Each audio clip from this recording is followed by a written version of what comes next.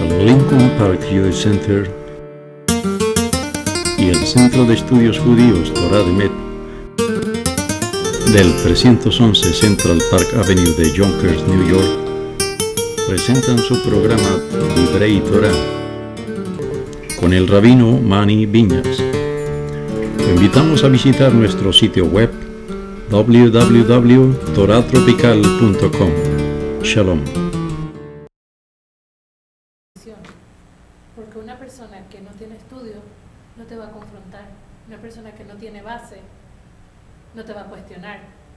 Va a aceptar lo que venga, porque no existe un conocimiento. Mira, a mí me van a acusar de ser un snagger. Pero a mí no me molesta porque soy un snagger. No me molesta lo más mínimo. Pero déjame explicar. Yo no puedo entender hoy en día. La gente quiere las cosas que sean tan simples, ¿ya?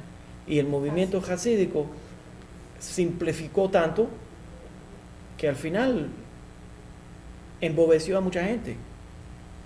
I'm sorry, pero hay que decirlo así. Y yo le digo a la gente, si vas a un doctor y el doctor solamente conoce una sola medicina, una sola pastilla, ¿prefieres un doctor que solamente sabe una pastilla o un doctor que sabe 25 pastillas? Y puede darte, si esta falla, va a la otra. Pero yo no puedo entenderlo porque el movimiento hasídico te ofrece una sola pastilla. Entiende solamente la filosofía hasídica. Pero el Ra es mucho más sofisticado. Te está ofreciendo múltiples opiniones, múltiples formas de entender las cosas. Pero la gente quiere una vida que es guiada, ¿ya? Los cultos, las sectas religiosas, lo que hacen es que te dan una sola forma de entender el mundo, y entonces la gente le entregan su sistema de pensar a esa secta religiosa, y entonces se dejan guiar por la nariz, ¿ya? Entonces el Vilna Gaon, por cierto, lo que les voy a decir sobre el Gebrox es que una de las cosas más famosas que hizo el Vilna Gaon fue que en todas las ventanas de su casa puso una taza de agua con un pedazo de masa durante el Pesaj. Esa es una leyenda del Vilna Gaon, que para enseñar que no era contrario a la ley mojar la matzá, ¿ya? Entonces, pero a través de los siglos, y es importante entender esto, a través de los siglos, toda la halajá, la gente cogía el matzot, hacían los matzot, los molían y entonces hacían galletas. Ahora de pronto, este grupo va súper exagerado y no solamente dice que uno no debería de comerlo, sino van completamente contrario, como si sería trefá comerlo. Quiere decir que entonces toda la gente que lo comieron anteriormente estaban mal y ellos son los únicos que tienen la inteligencia de entender esto, cuando verdaderamente son las bestias que han inventado esto. Otro ejemplo. Yo no sé si ustedes lo han visto. El movimiento hasídico. No es solamente Chabad que hacen. No solamente Chabad. Todo el movimiento hasídico. Right. Right. Todo el movimiento hasídico. No solamente Chabad. No quise dar esa opinión. No, yo lo conozco de Chabad. Right. No, es todos los hasídicos. Y ahora eso se expresa. Es interesante. Yo creo que es más fácil ser mal educado que ser educado. Mucho más. Solamente si estás mal educado, porque cuando estás afuera es difícil. Hay mucha gente que le gusta ser mal educado. ¿Sabes lo que mi abuelo decía? Que es más fácil tumbar un árbol que crecerlo. Déjame decirlo de esa forma. ¿Dónde andaba? Dame otro ejemplo. La halajá, la ley judía, requiere que uno se ponga un cinto, que un hombre, antes de orar, tenga un cinto puesto. Ese cinto puede ser hecho de tela, puede ser hecho de cuero para aguantar los pantalones. Un cinto regular. Ese cinto regular puede ser de elástico, los calzoncillos que tenga ahí, la ropa interior que tenga ahí, ese cinto de goma, ¿está bien? Cualquier cosa que marque una distinción entre la parte de arriba y la parte de abajo. una correa regular, exacto. El movimiento hasídico crea un nuevo instrumento y le pone el gartel. ¿Cuál es el gartel? Coge un cinto y por afuera se pone este cinto y hace un rito que, perdónenme, pero cuando uno ve ese rito de ponerse el cinto de por afuera, es exactamente el mismo rito que se ponían los curas franciscanos para el cinto de ellos. Copian exactamente ese sistema y de pronto se ponen un cinto por afuera. Dicen que ellos se están preparando en oración y que esto es el gartel requerido. Entonces ahora, en lugar de tener un cinto normal, en lugar de hacer la halajá, super exageran la halajá. ¿Se entiende la idea? Se parecen como titis, pero sí, porque tienen, es un bando que se pone, ¿ya? Pero lo que estoy tratando de comunicarles es que la filosofía hasídica, y la única razón que mencioné a Chabad es porque Shneur Zalman, como vivía en esa región, es específicamente uno de los que él más confronta, porque eran contemporáneos. No, yo lo conocí un Pesaj que me invitaron a comer un almuerzo y me sentí lo más incómoda porque fue la primera vez en mi vida que tenía que comer encima de una bolsa de plástico. Sí. Para decir amor, sí, era... Sí. La primera vez que yo fui a uno de estos grupos, estuve en un Seder de Pesaj, en un hotel, manejado por un rabino hasídico. Y yo me tenía que sentar con el rabino hasídico. Y todas las demás mesas tenían matzo balls. Y yo no podía comerme un matzo ball, no podía comerme kugel. Entonces, bueno, gracias a Dios los camareros eran todos hispanos, entonces yo hablé con ellos en español y me traían de secreto, me traían escondidos los matzo balls. Pero increíble, yeah. All right. Anyways, pero es que eso es algo nuevo. La razón que nos molesta es que no tiene fundamento en halajá y es súper exagerado en halajá. Y como no tiene fundamento en halajá, no se supone que uno esté inventando halajá. Y la razón que eso es así es que el Talmud explica que uno tiene que tener, el rabino, el maestro de Torah, tiene que tener mucho cuidado cuando está enseñando halajá de decir la halajá como es. Y si no sabe la halajá, decir, no sé, tengo que buscar. Porque si alguien se da cuenta que uno está inventando la halajá, entonces un joven podría hacer la pregunta, ok, si en esta generación inventaron esa ley, tal vez en la generación anterior inventaron otras cosas, tal vez el éxodo de Egipto no pasó, tal vez no se abrió el mar. Entonces empiezan a crear dudas. Exactamente. That's exactly what I'm talking about. ¿Yeah? Yo estoy traduciendo. ¿Se entiende? Entonces empieza a crear toda esta duda. Entonces, ¿se entiende? Entonces, el movimiento hasídico exagera todo esto y se forma un proselitismo hasídico enorme. Entonces, la primera cosa que hizo fue, en el año 1777, declaró un herem contra el movimiento hasídico.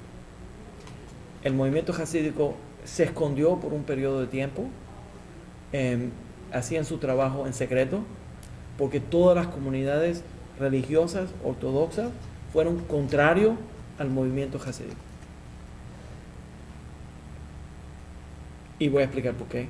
Pero se esconden por un periodo de tiempo y entonces de pronto abren unos rumores, empiezan a pasar ideas de que el Gaón de Vilna los aprobó.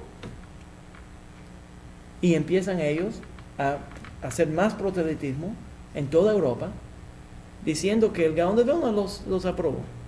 Y ya el Gaón de Vilna, entonces parece que se cansó el Gaón, y mandó 2 estudiantes a Polonia a dar vueltas por todas las comunidades de Polonia con una carta del Gaón de Vilna, que no solamente no se debería de seguir al movimiento hasídico, pero no se deberían de incluir al movimiento hasídico en un minyan. Herem completamente excomunicados. El movimiento hasídico, que cuando un seguidor del movimiento hasídico va a una sinagoga, no se debería contar para el minyan. Y no solamente no se debería contar para el minyan, pero uno no se debería casar con ellos. Entonces el hijo, la hija de ellos, uno no se debería casar con ellos. ¿Ya? Es un harem completo. ¿Ya?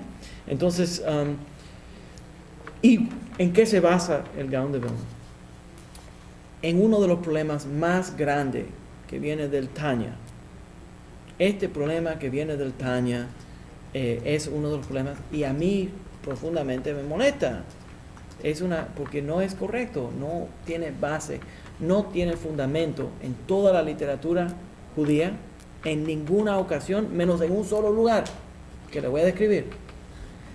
De acuerdo con el Tanya, Shneur Zalman de Liadi en el Tanya dice que hay una diferencia, se basa toda la filosofía del Tanya, se basa en que hay 3 categorías de seres humanos.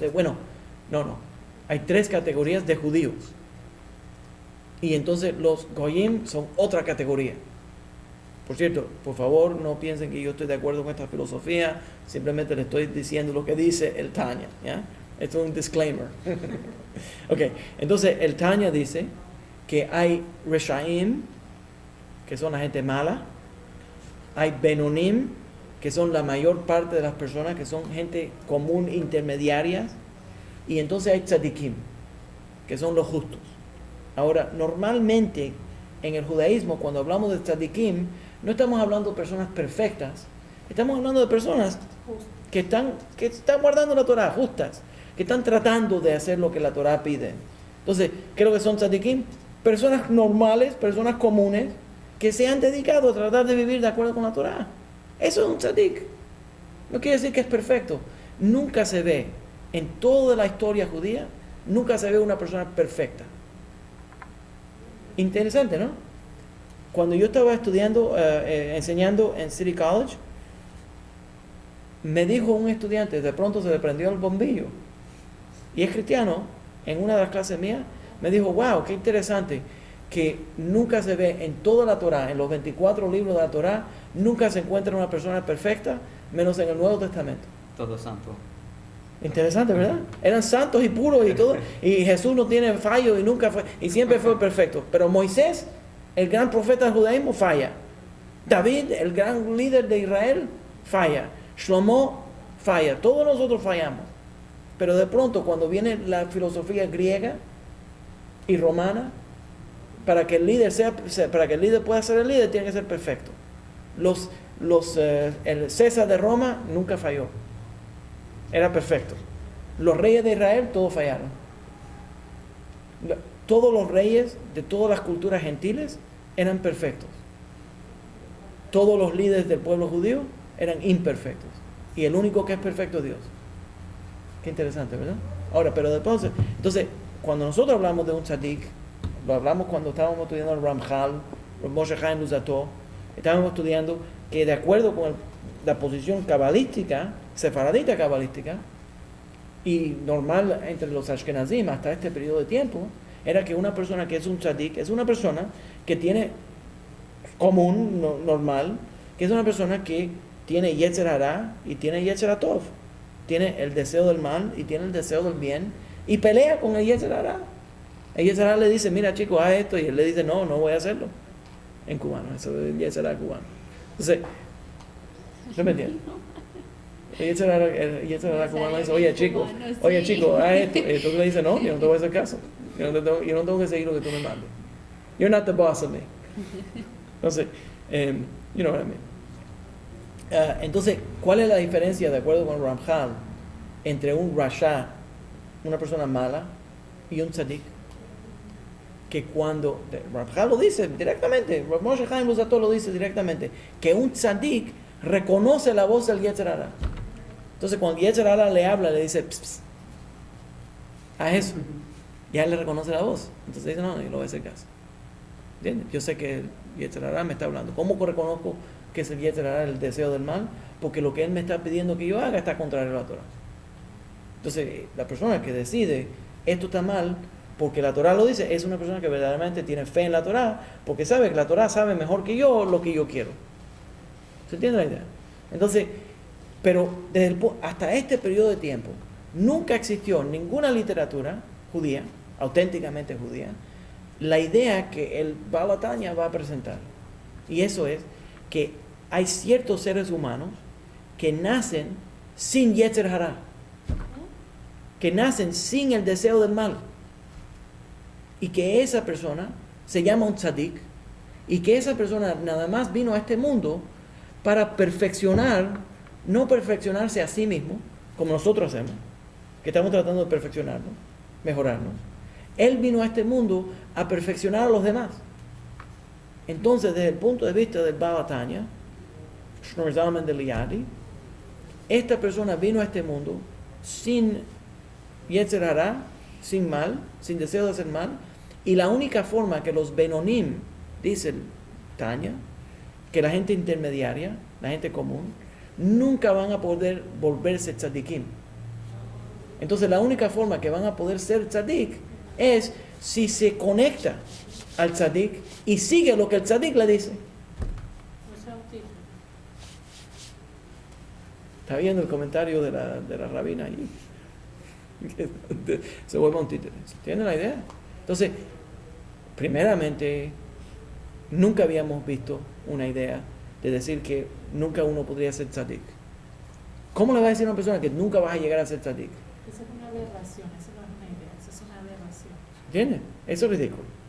Decirle a una persona que no va a ser tzadik, eso está mal. Se supone que uno haga todo lo posible para ser una persona justa, para seguir lo que la Torah nos manda. Si fallamos, el tzadik hace teshuvah. Es una mitzvah hacer teshuvah. Los tzadikim son personas que se están dedicando al estudio de Torah a tratar de perfeccionar su vida. Una persona no tiene que ser perfecto para ser tzadik. Una persona lo que simplemente tiene que hacer es coger el camino de la Torah y hacerlo con todo su corazón lo mejor que él pueda.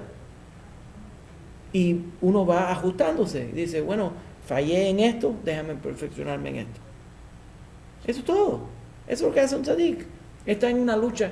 El tzadik está en una lucha constante de tratar de mejorarse. ¿Qué es lo que es un rasha? La persona que no está en esa lucha. Simplemente, bueno, me dio la gana de hacerlo, lo hago. El tzadik es una persona que dice, voy a hacer todo lo mejor. Entonces, lo interesante es que el Gaón de Vilna encontró de dónde vino esa idea. ¿Sabe dónde viene? Nada más está en un solo. Nada más hay un solo supuesto Talmid Jajam que decía eso. ¿Sabes quién? Shabbatai Tzvi. Viene de Shabbatai Tzvi. Y hablamos ya de Shabbatai Tzvi, el falso Mesías. Shabbatai Tzvi dijo que él era perfecto, que él era justo, que él era un tzadik, y que él vino al mundo simplemente no porque él tenía que perfeccionarse, sino él vino al mundo para perfeccionar a los demás. Para ser como un Mashiach. Pero es un Mashiach, pero ese es el concepto mesiánico gentil. Pero desemboca en el concepto mesiánico gentil, porque ya lo vemos hoy día, que crean su propio Mesías y con la misma parafernalia que hay antigua. Exacto, pero ese es el pensamiento mesiánico de los Goyim. En el pensamiento mesiánico judío no es así. No. El Mesías es un ser humano. Nada más en el pensamiento gentil, el Mesías es perfecto. En el pensamiento gentil, el Mesías tiene que nacer de la perfección. Y por eso que la madre no puede tener sexo con el padre. ¡Ridículo! En el pensamiento mesiánico judío, el Mesías nace porque los padres hicieron el amor, lo concebieron como una persona normal y es un ser humano. No es un Dios, no es una cosa perfecta ni nada de eso. Ni un semidios como los griegos. Ni un semidios, exacto. No mitad Dios y mitad ser humano, mitad caballo y mitad persona. Yo no sé, cosas raras que inventan esta gente. ¿Se entiende? Entonces, las personas son personas, nosotros nos pasamos la vida en cada momento, ojalá, tratando de mejorar. Mencionarle que yo hice un funeral de una señora que era amiga de nosotros y el doctor de ella estaba ahí. Pasa una mujer muy atractiva. Esto es un doctor judío, 86 años tiene el doctor, y me dice, wow, asombrado por esa mujer que pasó. Y me dice a mí, algo. Entonces me dice, I'm sorry, perdona Rabbi, pero es que yo todavía tengo un Yetzer Hara. Eso le digo, que bueno, eso quiere decir que todavía estás vivo. Cada momento, hasta el último momento, existe dentro del ser humano el Yetzer Hara. Hombres, yo no sé, las mujeres no lo admiten, pero ellas también tienen Yetzer Hara. La última vez que yo hablé con una, hace mucho tiempo, yo no hablo con las mujeres. Entonces, todo el mundo tiene Yetzer Hara. Y hasta el último momento, desde el momento que entramos al mundo hasta el momento que nos vamos del mundo, tenemos Yetzer Hara. ¿Qué es eso? El deseo del mal. Uh-huh. El deseo, no diríamos que el deseo del mal, el deseo que a veces es malo, que pide que uno reciba para uno mismo. Podemos decirlo de esa manera. ¿Ya? Entonces, ¿qué es lo que uno tiene que hacer? El Yetzer Hara lo invita a hacer ciertas cosas que no son aprobadas por la Torah, y entonces uno pelea con el Yetzer Hara y dice, no lo voy a hacer. O si cayó y permitió que el Yetzer Hara lo engañe y lo lleve en ese camino, entonces uno se autoanaliza y dice, bueno, no debería de haber hecho eso, y uno se perfecciona, hace lo posible para cambiar el camino. Pero interesante, entonces, en el movimiento de los mitnagdim, que eran contrarios al movimiento hasídico, básicamente se da cuenta que lo que está creciendo aquí es un proselitismo hasídico que está promoviendo ignorancia y que está promoviendo ciertas ideas que se han colado, que son ideas de Shabbatai Tzvi. Y ahora podemos entonces analizar muchos de los movimientos hasídicos de hoy en día que verdaderamente son extremadamente proselitistas. Y la gente dice, wow, pero el movimiento está en todas partes del mundo, está como Coca-Cola, que vas a cualquier lugar en el mundo y ahí te vas a encontrar estos movimientos y es una oportunidad para todos los judíos y le dan la bienvenida a todo el mundo. Sí, pero es un proselitismo que desde la fundación de ese movimiento era un problema. ¿Ya? Déjame contarlo de esta manera. El movimiento hasídico coge Kabbalah, que era Kabbalah intelectual, Kabbalah que desarrollaba el intelecto de las personas, y lo vuelve popular a través de cuentos. Ahora, a eso no debería uno estar contrario, de que las ideas se vuelvan populares. Pero cuando uno empieza a volverlas tan populares y a simplificarlas tanto, ya entonces se pierde la oportunidad de desarrollar a la persona. Una de las cosas que hablamos cuando hablamos del Rambam, el Rambam, como seguía la filosofía de Aristóteles, dice que el más grande acercamiento que uno tiene a Dios es a través de su intelecto. El uso nada más entonces de emociones sin intelecto, la persona está perdiendo esa oportunidad. Entonces el Gaón de Vilna básicamente dice que uno debería de establecer requisitos de estudio de Torah y que el acercamiento a Hashem, el acercamiento a Dios es a través del estudio de Torah. Y por eso que yo doy esta clase, por eso que lo estamos popularizando en el internet, para que la gente pueda aprender Torah. Todos los movimientos, a mí siempre me pone muy nervioso cuando los movimientos religiosos no quieren que la gente estudie. Quiere decir que ese líder es un líder débil, porque cuando él quiere saber más que sus estudiantes. Yo prefiero que la gente enséñenme, desarróllenme, ¿ya? Porque entonces la persona que está estudiando está involucrándose en el estudio, acercamiento con HaKadosh Baruj Hu. Ahora voy a explicar lo que es Talmud Torah Keneged Kula. El Talmud tiene ciertas ideas que dicen que son Keneged Kulam, son cómo hacer toda la Torah. Entonces hay ciertos principios que cuando uno hace eso, entonces uno está como cumpliendo con toda la Torah. Y una de las cosas, esa base se aplica todos los días, pero la gente no se da cuenta de la idea. Todas las mañanas, cuando nosotros hacemos Shacharit, leemos las órdenes de los sacrificios que se hacían en el Sagrado Templo.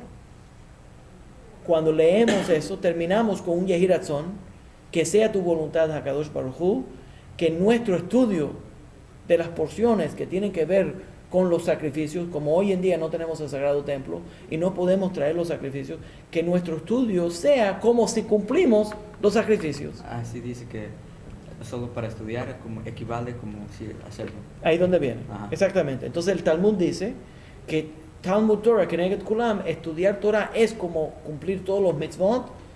Entonces cuando uno estudia Torah es como si estás guardando toda la Torah. ¿Se entiende la idea? Entonces el Gra, el Vilna Gaon, dice que se deberían de estudiar, establecer yeshivot a donde la gente se dedican a estudiar Torah, porque entonces cuando están dedicándose a estudiar Torah, eso es lo que crea un acercamiento con Hashem. Es como guardar toda la Torah. Por cierto, le quiero mencionar ahora que estamos en el tema de Keneged Kulam, nada más para que sepan, porque desafortunadamente, como el Gaón de Vilna popularizó esta idea de Talmud Torah Keneged Kulam, el único Keneged Kulam que se ha popularizado es el estudio de Torah. Pero hay otro más. ¿Cuál es? Ese Yeshiva girl, come on. You could do it. You could do it. ¿Sabes lo que es? Vivir en la tierra de Israel, dice el Talmud, es Keneged Kulam, como si estuvieras guardando todos los mitzvot. ¿Eh? Entonces, cuando yo digo eso, yo lo uso para explicarle a la gente.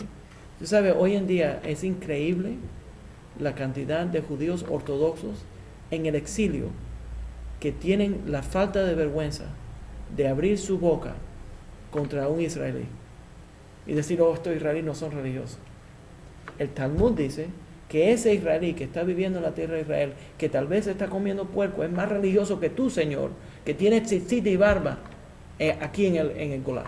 ¿Por qué? Porque es Keneged Kulam, todos los mitzvot, como si él estuviera guardando todos los mitzvot de la Torah, viviendo en la tierra de Israel. Ahora, no me malentiendan, no estoy diciendo que uno debería de ser no religioso en la tierra de Israel, pero es increíble la falta de vergüenza de abrir la boca contra una persona que está viviendo en la Santa Tierra y aquí, desde aquí, criticándolos a ellos, cuando ellos están dando su vida y haciendo todo lo posible para vivir de acuerdo con lo que la Torah manda, que el pueblo judío viva en la tierra de Israel. Entonces, nada más lo menciono porque estamos en el tema de Keneged Kulam y el Talmud dice que vivir en la tierra de Israel es como guardar todos los mitzvot. ¿Ya? Ok. Eso es mi explicación sobre el Gaón de Vilna. No puedo hablar lo suficiente sobre las contribuciones tan importantes del Gaón de Vilna. ¿Ya? Es tremendo genio. Sí, Rabbi, el Tanya, o la Tanya, está basado en más o menos en la filosofía del Rabbi que dijo que era el Mesías, ¿o no? No, al revés. Los seguidores, cronológicamente, lo que estás diciendo, cronológicamente no tiene sentido de explicar. Yeah. En 1777 está escrito el Tanya. Oh, okay. Estamos hablando de 1990 y pico. Okay. Entonces, el fundador del movimiento, lo que me está preguntando específicamente, si te estoy entendiendo, es sobre el Rebbe de Lubavitch, que hoy en día hay gente que dicen que él era el Mashiach. No, eso no es cuando usted dice que... O Shabbatai Tzvi me está preguntando. Sí, de él. Ok, esa es otra cosa. Porque entonces, él dice que era un perfecto. Ok, pero él, déjame, ok, muy bueno. No quiero que me malentiendan, y si tú me entendiste de esa manera, es importante aclararlo. No estoy sugiriendo que todas las porciones del Tanya están basadas en las enseñanzas de Shabbatai Tzvi. Yo no creo eso. Okay. Yo creo que hay porciones del Tanya que tienen gran valor y es un libro muy importante para estudiar y entender. No, simplemente estoy explicando una porción de lo que está en el Tanya y que desde el punto de vista de los mitnagdim, de los que estaban opuestos al movimiento hasídico, ellos decían que esas enseñanzas venían de Shabbatai Tzvi. Okay. ¿Se entiende lo que estoy diciendo? Y la verdad es que el único lugar antes de eso que se ve esa idea es de Shabbatai Tzvi. ¿Se entiende lo que estoy diciendo? Pero no todas las enseñanzas que están en el Tanya vienen de Shabbatai Tzvi. Hay muchas cosas que están en el Tanya que son verdaderamente, legítimamente estudio de Torah y que tienen mucho fundamento en el estudio, en la enseñanza del estudio de Torah. ¿Se entiende? ¿Ya? Entonces, o sea, yo creo que con eso es suficiente. Vamos a dejarlo así, para no buscar más problemas. Ese es el único lugar donde tiene sentido el movimiento hasídico, ¿no? O maybe coincide. Explícame. Es lo que yo entendí, que ahí en el Tanya es el único lugar donde la idea del movimiento hasídico coincide con él. No, la verdad es que hay muchísimo material hasídico que no se basa en esa idea. Eso es donde se ve, esa idea se encuentra en el Tanya. Otras ideas hasídicas que están a través de muchísima literatura hasídica, y en la próxima semana vamos a empezar a estudiar hasidismo, porque eso también es Ashkenaz, ¿ya? Entonces voy a entrar a algunas de las filosofías del movimiento hasídico y vas a ver que hay mucho material que yo no voy a criticar. No vayas a malentender, ¿ya? Entonces muchas cosas hasídicas tienen gran significado. Simplemente estoy tratando de explicar la crítica que existía en ese tiempo de los Mitnagdim contra los Hasidim. ¿Ya? ¿Se entiende? Ok. Entonces, un poquito sobre Rav Chaim de Volozhin y el Hatam Sofer. Rav Chaim de Volozhin, 1749 a 1821. El más importante estudiante del Gaón de Vilna, del Gra. ¿Ya? Ese es, ya lo mencioné, que Rav Chaim de Volozhin es el que funda la primera yeshiva que sigue el camino del Gra. ¿Ya? Rav Chaim de Volozhin es el fundador de todos los yeshivot que siguen el estilo de Lituania, que son la mayor parte de los yeshivot en el mundo.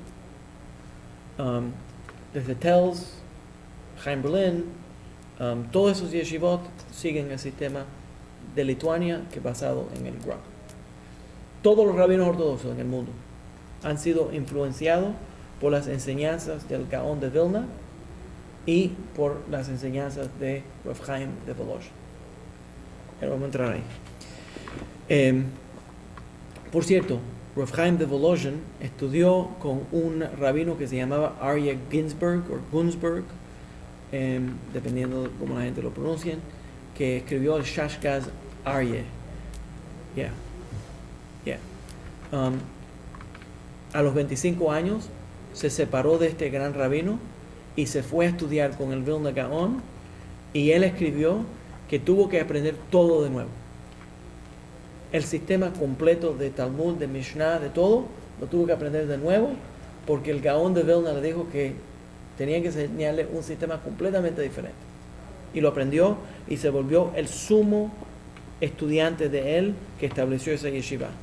Pero además de eso, en reacción al crecimiento del movimiento hasídico, se forma el movimiento de Musar.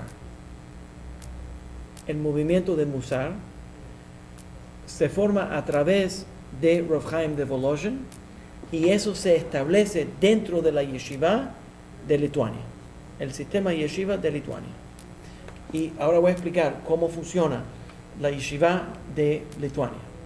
Tienes un Rosh Yeshiva, el que encabeza la yeshiva, es el sumo intelectual de la yeshiva, como el príncipe o el presidente de la yeshiva, y está copiando el sistema de babilónico de Sura y de Pompedita. En Sura y Pompedita, el sistema de la yeshiva elegía un presidente. Ese presidente era el sumo presidente de todos los rabinos, y se hacía a través de una elección entre los rabinos quién iba a ser el presidente. En los yeshivot de Lituania no es así. El fundador del movimiento, el fundador de esa yeshiva es el presidente de la yeshiva. Él se vuelve el Rosh Yeshiva y él recauda el dinero, los fondos, para emplear a los rabinos que van a enseñar debajo de él. Entonces él crea una institución privada, como un colegio privado, recauda dinero de las comunidades. El Rav Chaim de Volozhin salió a establecer esta yeshiva y recaudó el dinero para crear su propia yeshiva.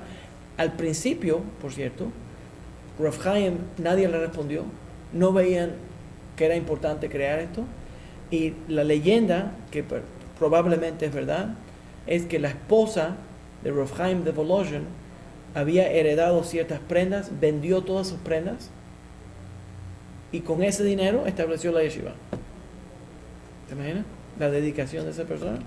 ¿Ya? Entonces, cuando esa idea empezó a tomar fruto, entonces la gente empezaron a responder. Entonces, el Rosh Yeshiva recauda, es el sumo rabino de la yeshiva, recauda el dinero, emplea a ciertos rabinos, y esos rabinos van a establecer el estudio de Talmud, que primariamente es la idea de entender el pshat del Talmud, y se va a discutir en dos formas. Uno va a ser Be'iyun. En general el rabino va a dar una clase que va a cubrir páginas de Talmud, y la primera antes de esa clase es el estudio de Torah a través de Habruta.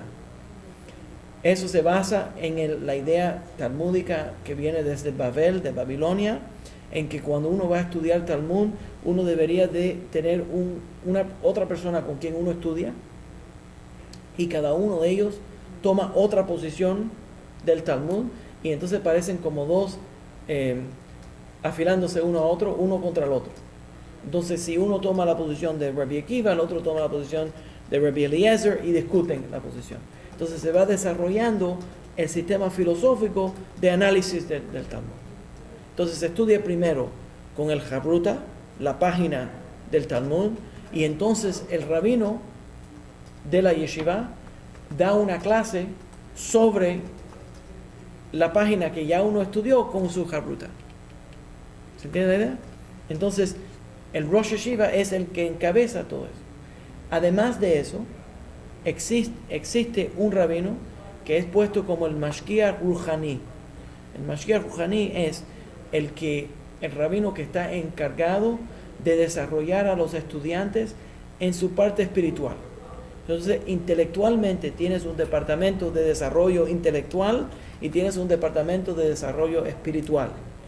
Ese departamento de desarrollo espiritual está encargado de enseñarle Musar. La literatura de Musar es primariamente, cogieron, y esto fue en reacción al desarrollo del movimiento jasídico, porque el movimiento jasídico estaba popularizando el estudio de Kabbalah y de filosofía. Entonces la gente se estaba yendo a estudiar filosofía en lugar de estudiar Talmud. Entonces lo que hicieron fue que cogieron libros sefaraditas como el Derech Hashem, el Mesilat Yesharim, el Chovot HaLevavot. Sacaron todos esos libros que estudiamos anteriormente en el estudio sefaradita y lo trajeron y empezaron a estudiar estos libros de desarrollo de la personalidad de la persona. Cómo hacer teshuvah, cómo ir mejorándose uno. Y entonces eso se desarrolló como una rama del estudio dentro de los yeshivot de Lituania que se llamaba Musar. Corrección. Corrección quiere decir autocorrección. El estudio de cómo desarrollarse a uno mismo, cómo hacer una autoanálisis para perfeccionarse, para ir perfeccionando su personalidad, desarrollando los midot, la persona, las características de la persona para que la persona sea una persona más fina. ¿Ya? Entre eso, el libro más importante que escribió Rav Chaim de Volozhin es el Nefesh HaChaim. Nefesh HaChaim es un libro que es un comentario sobre la Torah, pero va hablando sobre cómo desarrollar el espíritu de la vida. Cómo ir desarrollando un buen espíritu en la vida basado en las enseñanzas de la Torah. ¿Ya? Cómo vivir una vida transformándose uno mismo en un sirviente de Akadosh Baruj Hu.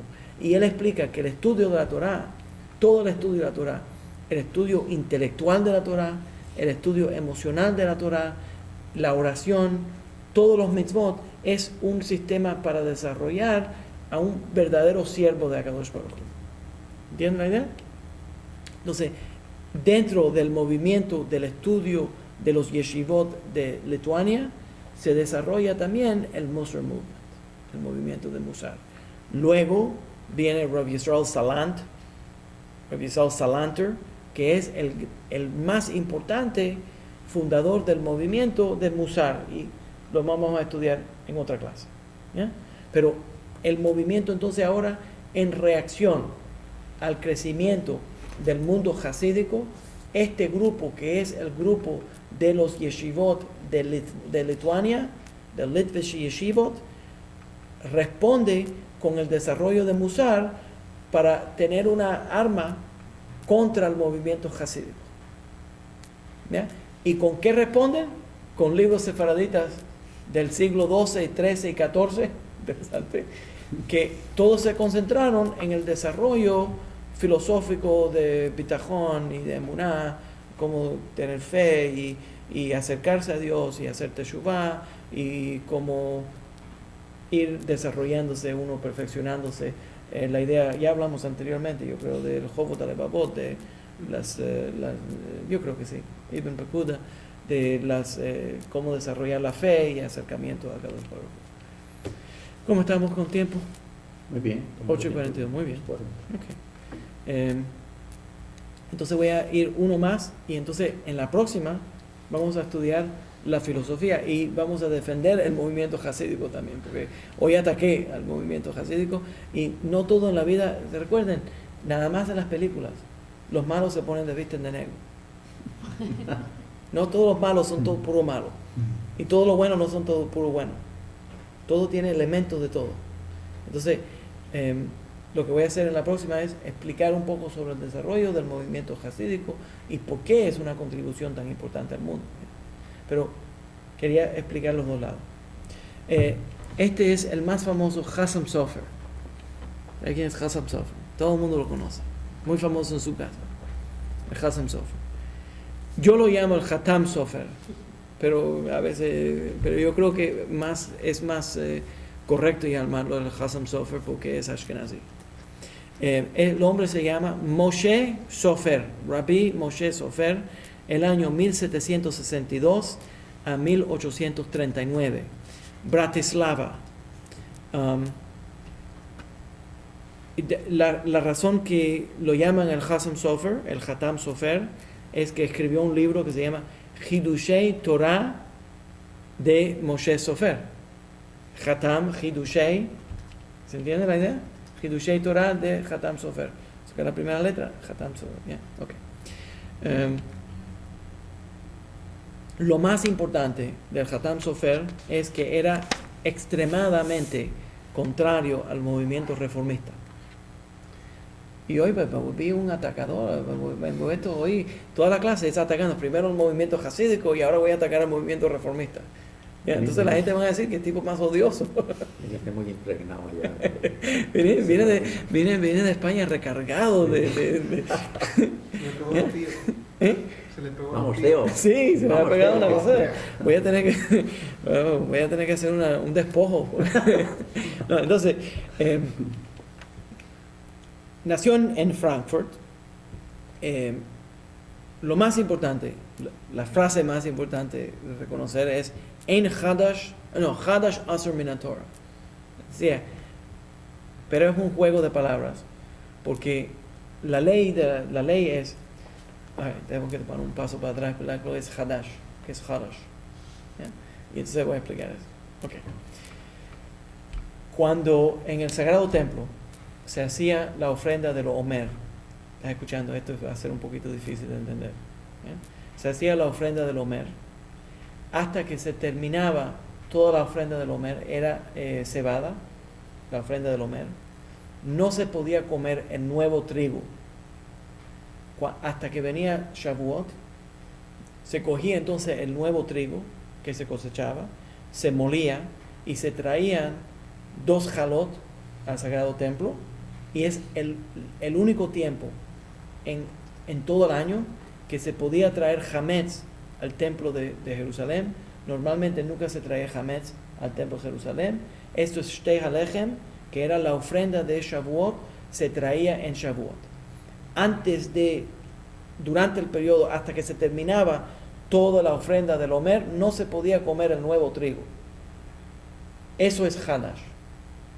Entonces, el Talmud dice, Hadash Asur min HaTorah, que lo nuevo es prohibido, el nuevo trigo, refiriéndose al nuevo trigo, es prohibido de acuerdo con la Torah, hasta que pase Shavuot y entonces se puede comer el nuevo trigo.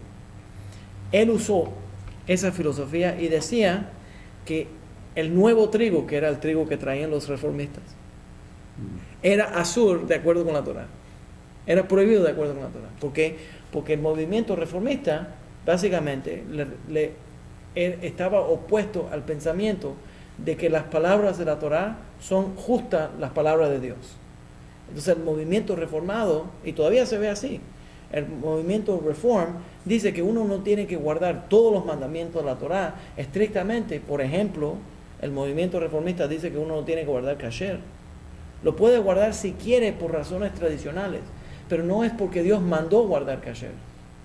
Entonces, porque ellos no creen que la palabra, que la Torah es directamente la palabra de Dios. Entonces querían reformar, modernizar el judaísmo, y se formaron sinagogas a través de Europa durante este periodo de tiempo, que ya se estaban formando estos cambios de modernización, ¿ya? Entonces el movimiento reformista decía, bueno, deberíamos de permitir que los hombres y las mujeres se sientan juntos en la sinagoga, ¿right? Porque la iglesia luterana y las iglesias protestantes estaban haciendo eso. Entonces es más moderno de esa forma. También no tenemos que guardar kasher estrictamente, porque verdaderamente esas son leyes que los seres humanos, decía el movimiento reformista, no dice Rabino Viñas, porque la gente después oye un segmento de eso y me atacan. O dice, oh mira, yo puedo comer carne de puerco, pues Rabino dijo, no, yo no lo dije. Entonces, el movimiento reformista decía, es que la gente me frustra, ves que vine recargado, ¿viste lo que me pasó en España? ¿Se ves? Hay una transformación completa. Y si me vuelvo ciudadano de España me voy a poner peor. La gente no me van a poder resistir ya. Okay. ¿Por qué le digo a él que no sé? Pues lo escogí a él hoy. A veces empiezo contigo. Okay. Entonces estaba creciendo este movimiento reformista y él se volvió completamente opuesto al movimiento reformista y se volvió uno de los grandes batallantes contra el movimiento reformista. Específicamente, la forma que él batalla contra el movimiento reformista es súper reaccionario. Entonces, él crea una yeshiva que nada más enseña Torah. No enseña ciencia, no enseña matemática, no enseña filosofía, no enseña geometría, nada. Completamente separado del mundo gentil. ¿Por qué? Porque el movimiento reformista decía que los judíos no deberían de ir a los yeshivot, que los judíos, ya está la cosa con Napoleón, ya se han liberado los judíos del gueto. Entonces el movimiento reformista dice, para que los goyim no nos odien tanto, nosotros deberíamos ir a las escuelas públicas y en las escuelas públicas congraciarnos con los goyim. Y mientras los niños estén jugando juntos, se dan cuenta que todas las personas son seres humanos. Y entonces, por cierto, tiene cierta lógica, ¿no? No es solamente... Entonces, la gente se empiezan a congraciar y entonces no hay tanto odio. Crear una sociedad donde todo el mundo se conoce, hay menos odio. Los judíos, cuando no guardan kasher, pueden comer en las casas de los goyim y de esa forma hay más conexión. ¿Entiendes lo que estoy diciendo? ¿Tú crees que ese es el resultado de lo que vemos aquí en los Estados Unidos? Que por lo menos es el único país en donde se acepta en gran manera al pueblo judío por la integración que hay. No. Yo creo que esa es otra teoría, pero no creo que es eso. Pero déjame decirte, yo también, si llegamos al punto de decir eso, entonces podemos decir, está bien, entonces nadie nos va a odiar porque nosotros no vamos a existir. Porque perdemos toda la identidad de nosotros. Entonces, si el precio de que nadie me odie es que yo no puedo existir, yo prefiero que me odien. Porque el mayor número ¿Me entiendes? De judíos aquí, Mira, no sé cómo reformistas. decirlo de otra forma más bonita, ves cómo estoy. Pues de verdad que he regresado, he puesto un talibán. Pero usted lo que estoy diciendo. Porque es que el mayor número aquí es reformista. Sí, yo sé. Sí. Bueno, no, el mayor, No es nada. exacto, el mayor grupo aquí es que no es nada, no está afiliado de ninguna forma. Déjame terminar la idea, Ok. pues ya estamos poniéndonos tarde. Entonces él crea una yeshiva completamente, entonces dice él que uno no debería estudiar nada de los goyim. Entonces, reacción completamente. Ahora, el Gaón de Vilna decía no, que los yeshivot debían de enseñar y la gente debería estudiar ciencia también.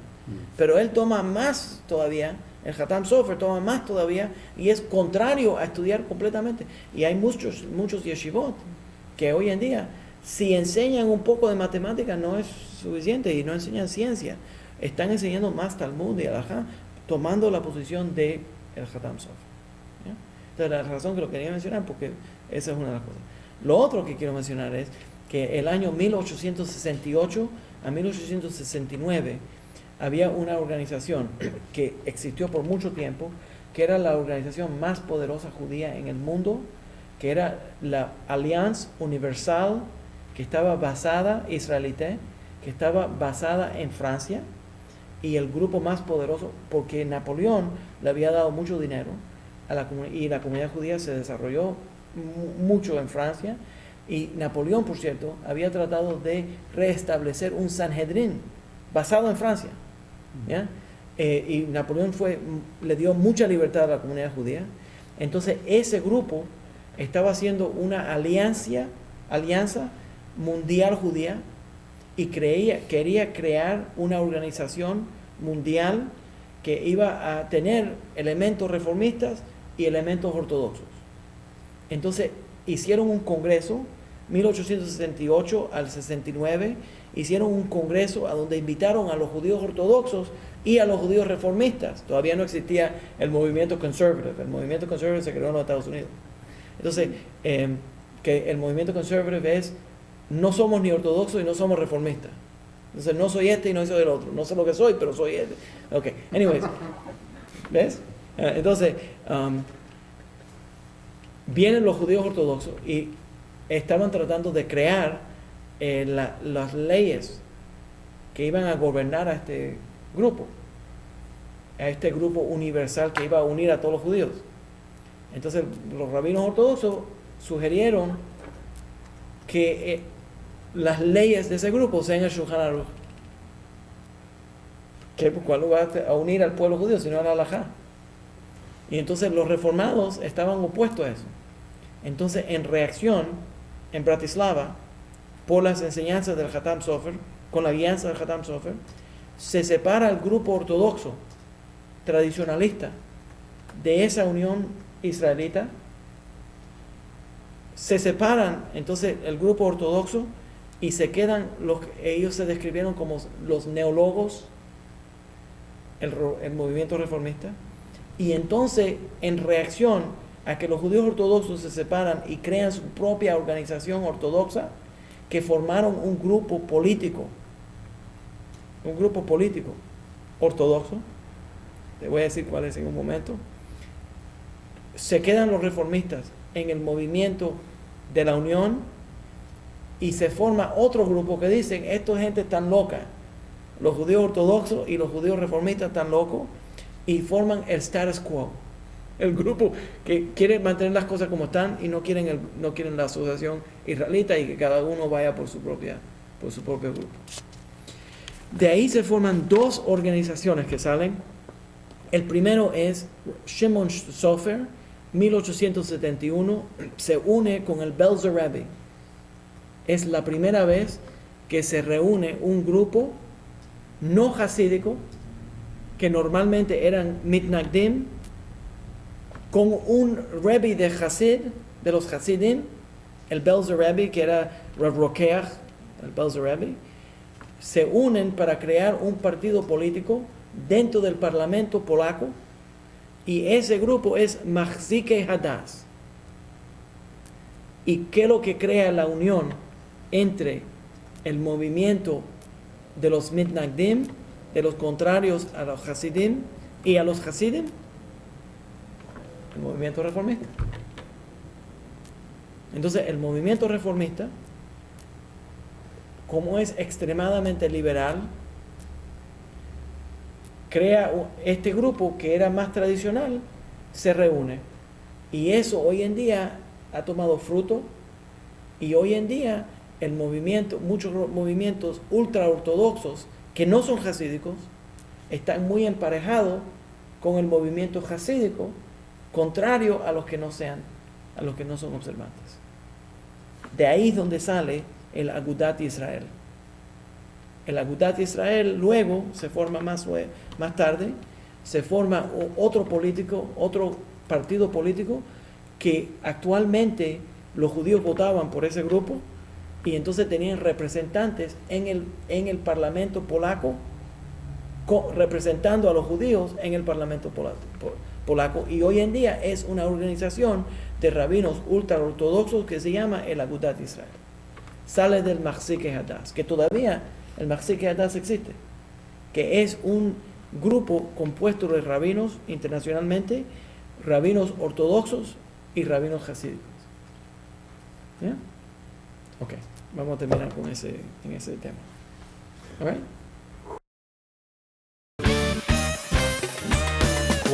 El Lincoln Park Jewish Center y el Centro de Estudios Judíos Torah de Met del 311 Central Park Avenue de Yonkers, New York, presentaron su programa Divrei Torah con el rabino Mani Viñas. Te invitamos a visitar nuestro sitio web www.toratropical.com. Shalom.